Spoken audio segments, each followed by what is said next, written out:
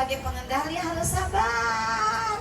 Bapak seorang pemimpin, subhanallah, tadi dikisahkan pemimpin ki kaya bocah angon. Cah angon ki yang ngayomi, melindungi, memimpin, wah pokoknya membuat siapa yang dipimpin jadi bagus. Cah angon, penekno blimbing kuwi. Suruh menek blimbing itu pohon yang licin. Lunyu penekno kanggo basuh bebiro. Ini walaupun licin, tolong panjat seorang pemimpin untuk melindungi, mengayomi siapa yang dipimpin. Boleh nggak kalau kita berdoa bareng-bareng, yaitu semoga beliau Bapak Maijen Subianto kelak jadi pemimpin di Kaltim ini. Amin, amin, Allahumma amin ya Allah. Harapan besar, kebanggaan orang Tulungagung juga dong. Allahu Akbar. Segala sesuatu itu kalau Allah sudah memastikan kun fayakun, betul? Amin, amin, Allahumma. Amin. Saya itu ikut bangga terus terang ya Allah. Subhanallah, wong Tulungagung banyak di sini bersatu padu saling kasih sayang. Adanya Pawata ini subhanallah luar biasa. Ini harus dipupuk dengan bagus. Pawata ini akan semakin besar. Apabila apa Pak Bu? Harus ada dasarnya. Silaturahim tadi, Masya Allah. Yang pertama, semua harus punya perasaan yang sama.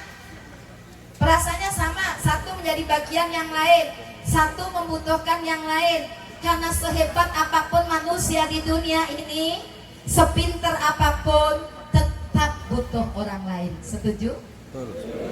Andilnya anggota, pengurus semua kerjasama. Ya seperti anggota tubuh kula panjenengan ini loh Pak Bu. Anggota tubuh ini bisa disebut sehat kalau ada organ yang bekerja sama dengan baik. Pawata ini akan menjadi semakin besar dan berkah kalau di dalamnya anggota-anggotanya bekerja sama dengan indah, tidak ada marah-marah, Masya Allah. Nah, di situ apa? Ada kerjasama satu dengan yang lainnya. Ada jantung kalau tubuh kita, ada paru-paru, ada limpa, ada ginjal, ada hati. Masya Allah. Jantung dilihat dari detak jantung.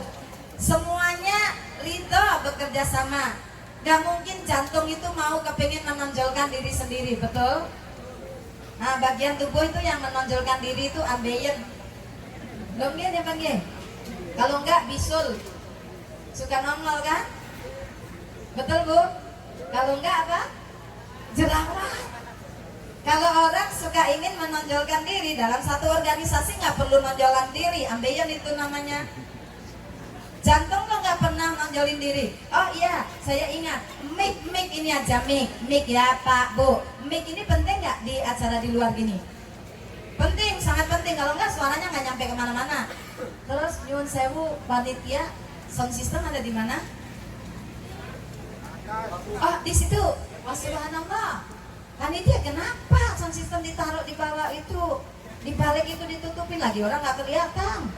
Padahal beliau begitu penting itu dalam acara mix sound system. Ini memang sudah sewajarnya di mana-mana begitu. Mari kita lihat kalau Pawata ini kepingin besar, tiru prinsip kerja sound system. Apa itu sistemnya?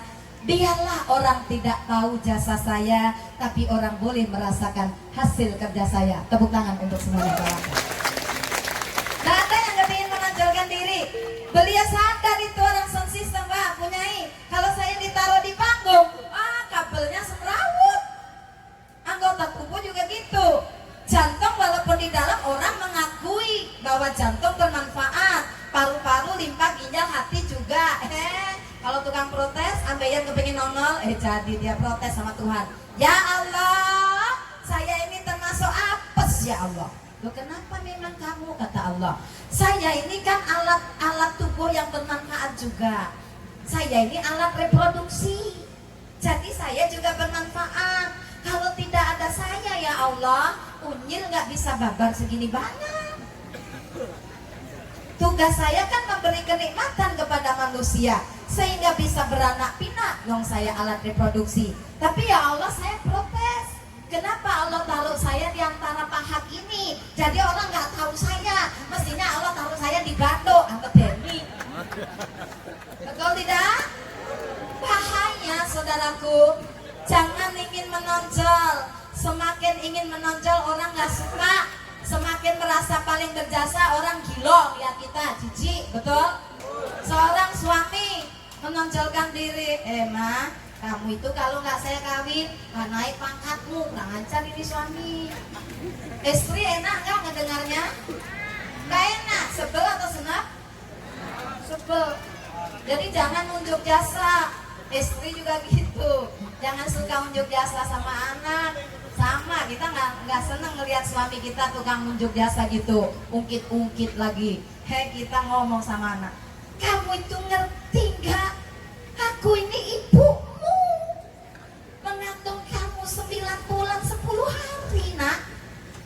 Menyusui, melahirkan, taruhannya nyawa, tahu nggak? 4 tahun mama menyusui kamu. Jadi anaknya bilang gini, siapa suruh? Apa nggak sakit hati kita malah, betul tidak? Istri juga gitu, pengen menonjol, segalanya kepingin dinilai suami aja. Ya Allah Bu, ada sebuah cerita ya, kisah. Ada seorang wanita suka berdandan. Wanita suka berdandan itu wajar tidak? Wajar. Beliau itu rajin berdandan, rapi, anggun, mempesona ya, kayak panjenengan begini, cantik-cantik, anggun, ayu, mempesona. Terus rumahnya bersih, setiap hari disapu. Ditegur sama tetangganya, Bu, ngapain juga ibu setiap hari dandan melulu, terus bersih rapi gini? Kan ibu suaminya tunanetra, kan gak pernah ngelihat ibu. Apa kata jawaban istri ini? Iya, suami saya memang tidak melihat, tapi saya melakukan sesuatu bukan untuk dipuji suami, bukan untuk dihargai suami. Saya melakukan ini semuanya karena Allah tahu saya ini istrinya. Saya wajib taat sama suami saya. Semoga para istri taat kepada suami. Amin. Karena Allah pernah berdoa ngeten Pak Bu. Rasulullah pernah mengaminkan doa malaikat Jibril. Malaikat Jibril berdoa gini, ya Allah, jangan terima puasanya anak yang durhaka kepada kedua orang tuanya. 1, jangan sampai silaturahim anak orang tua terputus. Yang kedua, jangan kau terima ya Allah puasanya seorang istri yang berani kepada suaminya. Rumah kabeh Bu. Halo Ibu. Jibril yang berdoa, Rasulullah mengaminkan, jangan kau terima puasanya seorang istri yang berani kepada suaminya. Hati-hati. Sholat, puasa, ibadah, tapi kalau seorang istri berani sama suami, maaf, ibadahnya tidak diterima. Makanya hari ini, ayo kita berbenah diri para istri, saya dan ibu-ibu sekalian. Setuju? Ya. Terus kemudian yang ketiga, malaikat Jibril berdoa, ya Allah, jangan engkau terima puasanya orang-orang yang tidak mau memaafkan orang lain. Mari kita lihat satu kisah yang menyentuh hati. Seorang anak, Masya Allah, ada seorang anak membawa ibunya. Saya setiap kali menceritakan ini, hati ini sering membawa emosi. Beratus-ratus bahkan beribu kali saya menyampaikan kisah ini kepada jamaah, tapi selalu saja hati ini tidak bisa menahan. Apa Bu? Seorang anak membawa ibunya pergi ke dokter. Terus kemudian sampai di halaman praktek dokter itu, ibunya berteriak, meronta keras, tidak mau dibawa ke dokter itu. Ibunya teriak-teriak histeris, pokoknya terus untuk tidak mau masuk. Akhirnya dengan sabar sang anak ini membimbing ibunya, Ibu harus berobat. Gak mau, pokoknya teriak-teriak, meronta-ronta. Sampai di dalam ruangan dokter itu, segala macam yang ada dilempari sama ibu ini. Apa yang ada yang dipegang dilemparkan, sehingga dalam sekejap ruangan dokter ini seperti suasananya seperti kapal pecah. Morat-marit semua Bu. Tapi dengan sabar sekali lagi anak ini, Ibu sabar ya ibu berobat ya. Sampai dokternya itu tertegun melihat. Ditanya anak ini, pemuda ini, Wahai anak muda, ini siapa? Ibu saya, dokter. Ibumu kenapa? Diabetesnya tinggi, dok. Enggak, maksud saya, kenapa ibumu meronta, berteriak keras begitu dan melempari segala apa yang ada? Iya, maaf dokter, saya minta maaf, beribu maaf. Ibu saya gila, dok. Gila? Iya, dokter. Mulai kapan ibumu gila? Mulai lahir, dok. Dokter ini agak kaget. Mulai lahir. Bagaimana engkau ada kalau ibumu gila mulai lahir? Iya, dok. Bapak saya memaksakan diri untuk menikahkan ibu saya. Kakek saya memaksakan diri untuk menikahkan ibu saya dengan bapak saya. Tapi setelah tahu kondisi begini, sekejap lalu ibu saya ditinggal oleh bapak saya sampai detik ini, dokter. Tapi saya keburu, ibu saya keburu hamil dan lahirlah saya. Terus dokter nanya, kalau begitu ibumu nggak pernah tahu kamu dong, nggak pernah kenal kamu? Iya, dokter. Ibu saya tidak pernah kenal saya, dok. Tapi Allah tahu ini ibu saya. Allah tahu saya anaknya ibu ini. Maka bagaimanapun kondisi ibu saya tetap akan taat kepada ibu saya. Fa'ainallah, karena Allah tahu saya anaknya dan dia ibu saya. Ini mengingatkan kita dengan doa Jibril tadi. Jangan pernah kita berbicara silaturahim keluar sementara hubungan kita dengan orang tua kita tidak pernah diperbaiki. Jangan pernah berani kepada kedua ibu bapak kita. Bu, Pak, kami dulu dengan orang tua berbeda prinsip, tapi dalam urusan dunia saya tetap taat. Hanya masalah akhirat saya lakum dinukum waliyadin. Saya sudah terpatri mati di dalam otak bawah sadar saya ini. Saya selalu dikatakan pada saat itu memang nenek saya belum paham Islam, tapi selalu berkata begini, kalau engkau hidupmu kepingin mulia, muliakanlah kedua ibu bapakmu. Itu mengalir secara alamiah di dalam batin saya. Ya Allah, saya ingin mulia hidup, maka saya harus memuliakan orang tua. Lihat Bapak Ibu, bapak kita berpeluh keringat untuk mencari nafkah, apapun dia tidak peduli.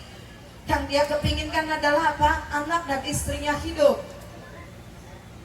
Harapan orang tua, harapan bapak hanyalah, biarlah nak, bapak ini sengsara, bapak nggak pikir.